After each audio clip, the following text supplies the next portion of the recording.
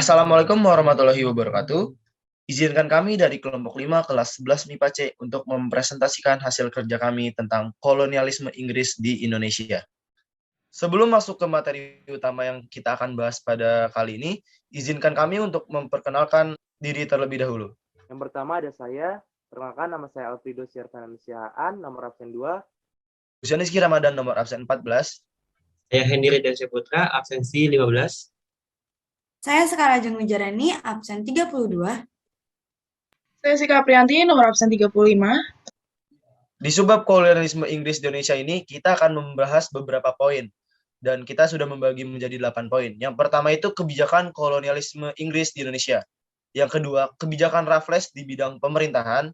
Yang ketiga, kebijakan Raffles di bidang pengetahuan. Yang keempat, kebijakan Raffles di bidang ekonomi. Yang kelima, pelaksanaan sistem sewa tanah di Indonesia. Yang keenam, sistem sewa tanah yang diberlakukan oleh Inggris di Indonesia. Yang ketujuh, kegagalan kebijakan Raffles di Indonesia. Dan yang kedelapan atau yang terakhir itu berakhirnya kolonialisme Inggris di Indonesia. Yang pertama, kebijakan kolonialisme Inggris di Indonesia. Landasan pemerintahan Inggris di Indonesia itu ditentukan oleh Letnan Gubernur Thomas Stamford Raffles yang sangat dipengaruhi oleh kebijakan yang diterapkan oleh Inggris di India. Pada prinsipnya, Thomas Stamford Raffles ini ingin menciptakan suatu ekonomi di Jawa yang bebas dari segala unsur paksaan yang telah lebih dulu diterapkan oleh VOC dalam upaya menjalin kerjasama dengan para raja dan bupati.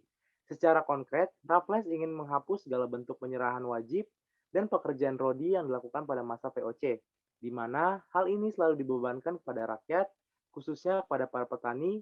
Kepada para petani inilah Raffles ingin memberikan kepastian hukum dan kebebasan berusaha.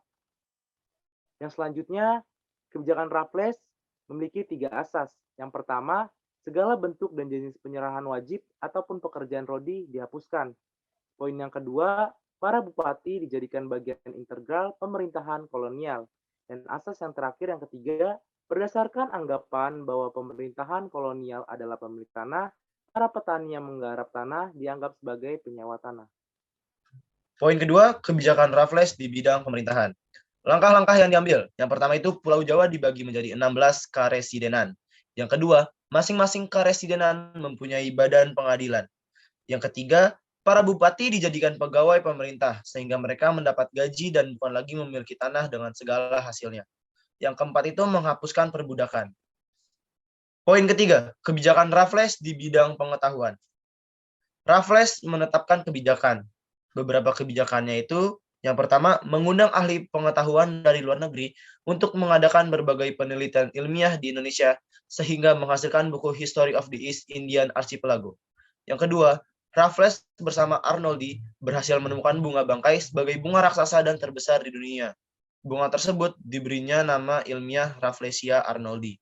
Yang ketiga, Raffles menulis buku History of Java dan merintis pembangunan Kebun Raya Bogor sebagai kebun biologi yang mengoleksi berbagai jenis tanaman di Hindia Belanda, bahkan dari beberapa penjuru dunia. Poin keempat, kebijakan Raffles di bidang ekonomi. Raffles menetapkan langkah-langkah. Yang pertama, penghapusan segala bentuk penyerahan wajib dan kerja paksa atau rodi. Yang kedua, pemberian kebebasan dalam usaha perdagangan dengan memberikan kesempatan rakyat untuk ikut serta dalam perdagangan. Rakyat diberi kebebasan untuk menanam tanaman yang laku di pasaran internasional. Yang ketiga, pelaksanaan monopoli garam. Yang keempat, penjualan tanah kepada pihak swasta dan melanjutkan usaha penanaman kopi. Yang kelima, penciptaan sistem sewa tanah atau landrete. Dasar hukum yang digunakan adalah bahwa pemerintah Inggris berkuasa atas semua tanah sehingga semua penduduk yang menempati tanah wajib membayar pajak. Aturan yang ditetapkan.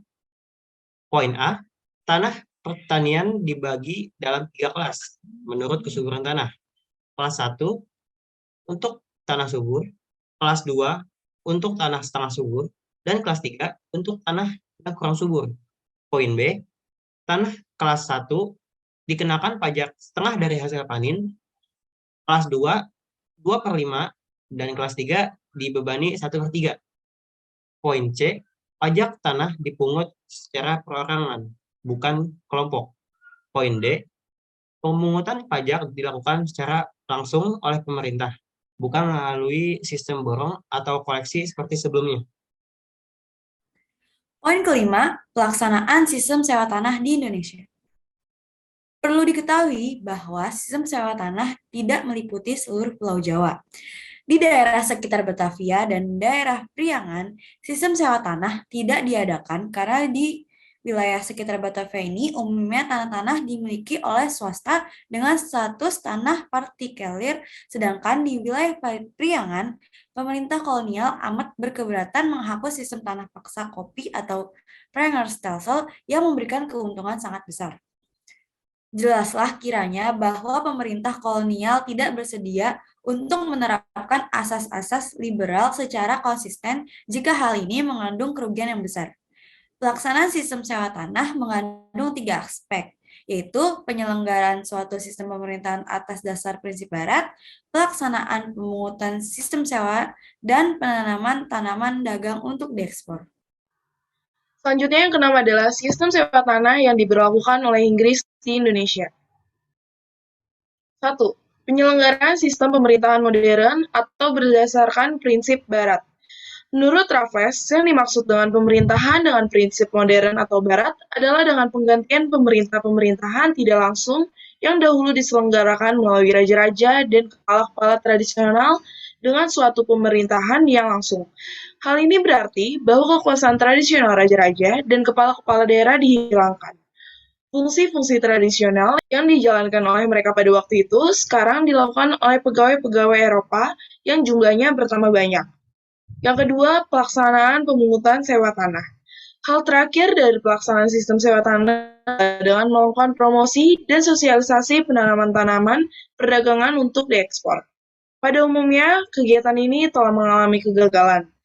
Salah satu sebab kegagalan ini adalah kurangnya pengalaman para petani dalam menjual tanaman-tanaman mereka di pasar bebas sehingga seringkali penjualan tanaman ini diserahkan kepada kepala-kepala desa, sering menipu petani itu sendiri atau si pembeli, hingga pada akhirnya pemerintah kolonial secara terpaksa ikut campur tangan lagi dengan kembali mengadakan penanaman paksa bagi tanaman-tanaman perdagangan. Selanjutnya, poin ketujuh, kegagalan kebijakan Raffles di Indonesia. 1. Yaitu sulit menentukan besar kecilnya pajak bagi pemilik tanah, karena tidak semua rakyat mempunyai tanah yang sama. Yang kedua, sulit untuk menentukan luas sempitnya dan tingkat kesuburan tanah.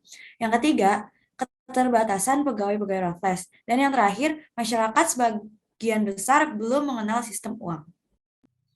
Dan yang terakhir adalah berakhirnya kolonialisme Inggris di Indonesia.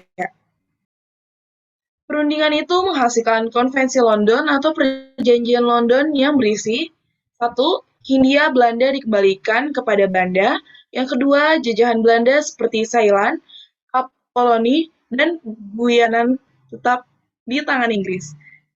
Yang ketiga, Cochin di pantai Malabar diambil alih oleh Inggris, sedangkan Bangka diserahkan kepada Belanda sebagai gantinya. Oke, berakhir sudah presentasi kelompok 5 pada sesi kali ini. Dan itu ada 8 poin yang telah kami sampaikan beserta penjabarannya. Dan kita akan membuka sesi tanya-jawab. Dan jadi dari kalian yang ingin, jika ada yang ingin dipertanyakan, boleh disampaikan. Oke, selesai sudah presentasi kelompok 5 tentang kolonialisme Inggris di Indonesia. Kurang lebihnya mohon maaf. Wassalamualaikum warahmatullahi wabarakatuh.